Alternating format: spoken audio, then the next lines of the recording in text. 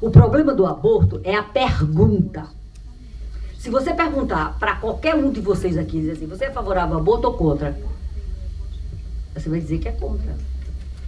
Agora, se você perguntar, você acha que uma pessoa que pratica aborto deve ir para a cadeia?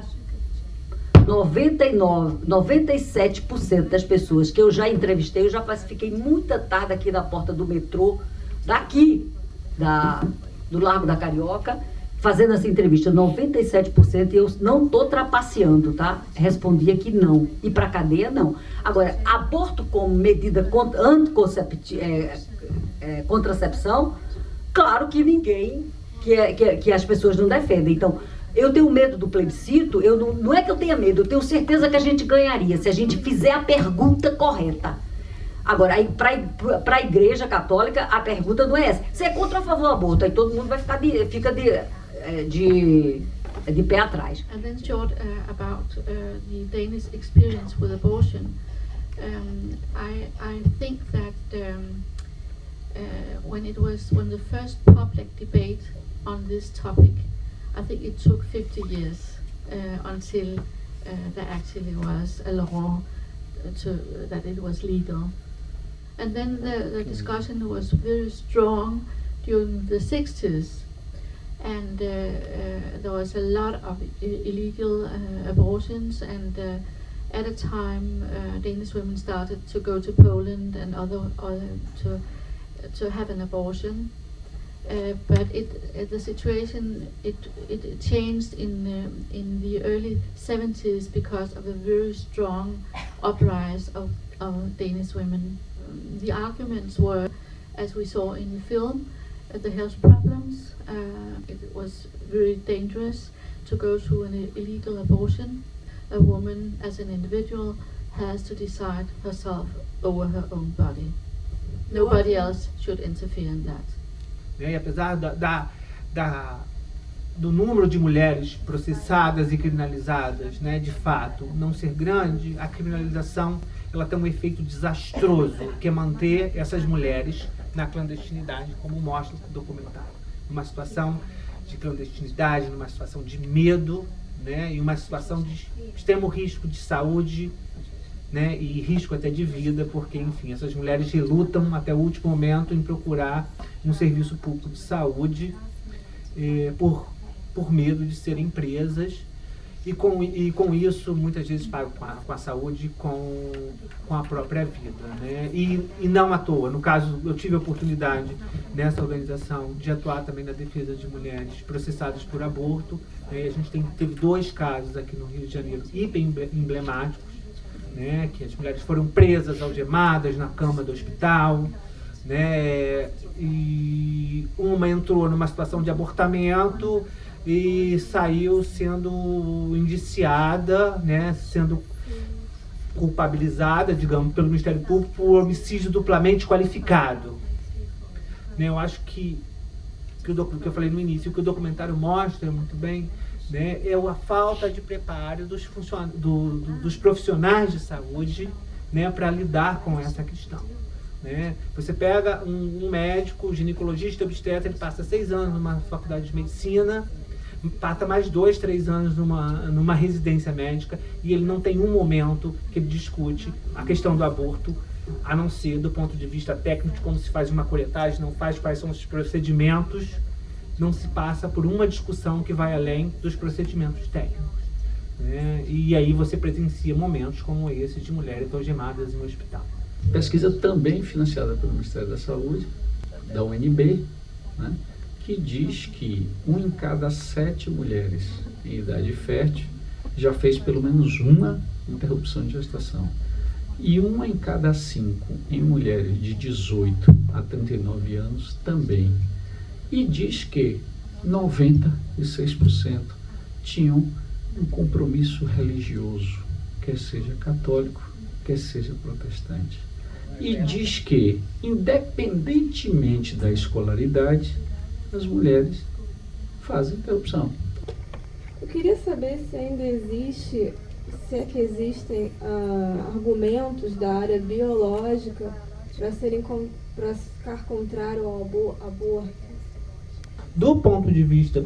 Tem argumentos biológicos que diz, olha, a vida começa, né, com a concepção. Agora, a meu ver, a biologia coloca a vida não como vida humana, como vida como pessoa. O próprio direito, tá, ele tutela a vida da pessoa nascida, tá, de uma forma diferenciada, que ele tutela a vida do feto. Portanto, você cometer um crime de homicídio, matar uma pessoa nascida, a pena varia de, sei lá, de 10 a 30 anos, tá? Você cometer um aborto, que seria matar uma vida não nascida, digamos assim, de 1 a 3.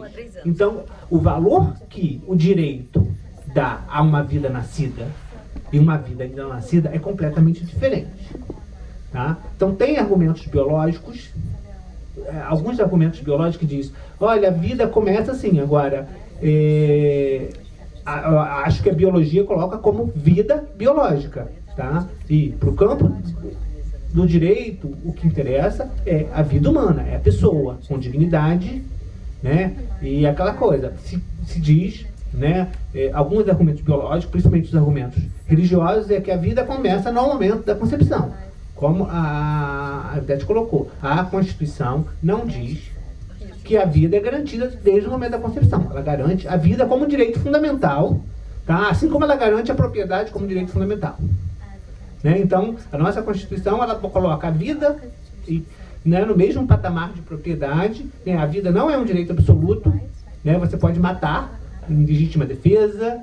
Né? Você tem uma série de restrições no direito à vida. Então, a vida não é um direito absoluto. Agora, ela precisa saber que um anencéfalo aumenta o risco de morte da mãe, morbidade, polidramia, há um aumento da quantidade de líquido por ser anencéfalo, que ela aumenta o risco de vida, ou melhor, de morte, né? Hoje, né? Mais correto é falar risco de morte. Ela tem um aumento de risco de morte. Não vou falar das 8 situações.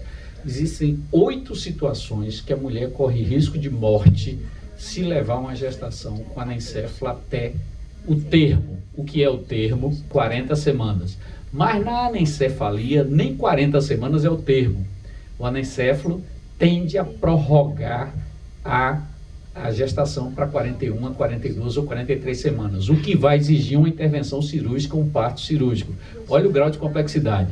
Mas ninguém quer falar sobre isso. Ninguém, que eu digo, aqueles que acham que qualquer coisa é assassinato. Procure-se mulheres que tenham feito aborto há mais de 8 anos, porque depois de 8 anos o crime prescreve, que queiram dizer como e por que fizeram aborto, falando, mostrando cara e rosto.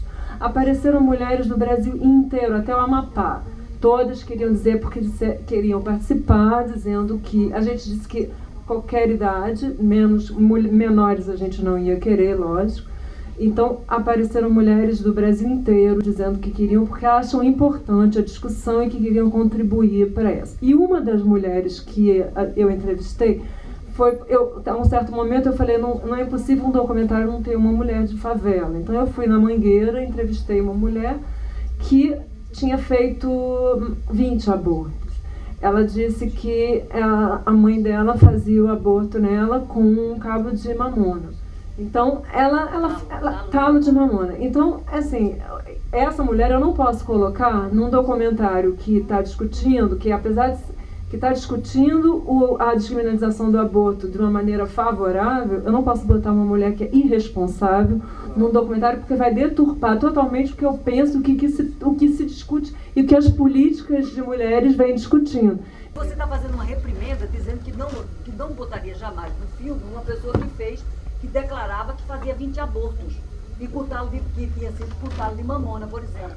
Ou a coisa de crochê. Não é isso que eu falei. O que eu falei é o seguinte: eu não posso botar num documentário onde eu estou mostrando mulheres que fizeram como e por que fizeram aborto, inserir uma que diz que fez 20 abortos porque a mãe dela fazia aborto, que era curiosa, então ela fazia os 20, que ela não se preocupava se ela engravidava ou não. Isso é irresponsabilidade. Eu não posso confundir um argumento desse, botar uma mulher que faz aborto dessa maneira, porque ela não... do que outras aqui, que todas essas fizeram aborto e Foi um sofrimento para elas, foi um drama para elas, mas foi uma decisão que tinha que ser tomada. Você falou, minha amiga faz aborto, namora um, faz aborto. Não é esse aborto que a gente defende, não é isso. A gente defende um aborto consciente, uma decisão da mulher. Então a outra faz aborto... Mas ela também, o que eu estou querendo argumentar contigo é que a decisão é a mesma. Não importa se é 20 ou se é 40. Mas eu não estou condenando a mulher. Eu não estou condenando. Eu estou falando só se eu colocaria num filme ou não. Eu não estou condenando ela. Eu não posso colocar num filme uma mulher que fala que fez aborto dessa maneira. She would be educated at a hospital. When she was there for the second or for the third time, they would tell her how to not get into this situation. So this would be, I think, the best argument for that woman to change her way of behavior. Nós temos 30% da população brasileira de 19 anos a 20 anos que a primeira relação sexual foi sem preservativo. As pessoas estão informadas, têm o preservativo gratuito, mas isso não é um problema brasileiro. A gestação na adolescência em Washington cresceu, a gestação na adolescência em Nova York cresceu, a gestação na adolescência em Londres cresceu, a gestação em Paris na adolescência cresceu. Tem informação esses jovens? Será? Claro que tem. Tem acesso? Será? Claro que tem. Eu me preocupei nesse documentário em ir para regiões bastante pobres, porque eu acho que é a camada mais atingida, que mais faz o aborto inseguro. E eu vi mulheres falando no interior, lá numa cidade bem na periferia de Recife, uma cidadezinha muito pobre. Ela não tinha conhecimento nem de qual era o período, o ciclo menstrual dela, ela não sabia. Ela não tem informação. Eu perguntei, quantos você... Aí eu falei, por que você não faz tabelinha? Porque ela já tinha engravidado 3 vezes, tinha feito 2 abortos inseguros, ela quase morreu. E eu falei, por que você não faz tabelinhas? Porque eu não consigo comprar camisinha. Porque aqui onde eu moro, realmente, onde ela mora, para ela comprar camisinha, ela tem que andar, ou pegar andar quilômetros. O governo tem comunidades até 500 mil, fica a cargo do governo. Menos que 500 mil habitantes,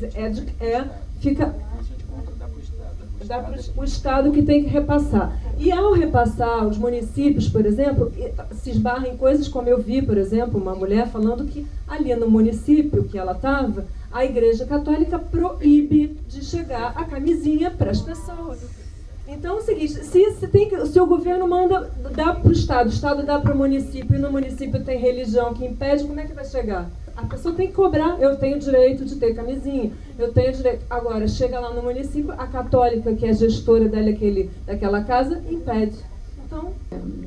It's really interesting to be here, and I should not be surprised, but after all I am, that it's such an engaging discussion. And all of you professionals, you are so engaged. And I'm sure that the public, there are many questions out there. So I congratulate you with the film and with your engagement, and I'm sure that this debate will develop in the time to come.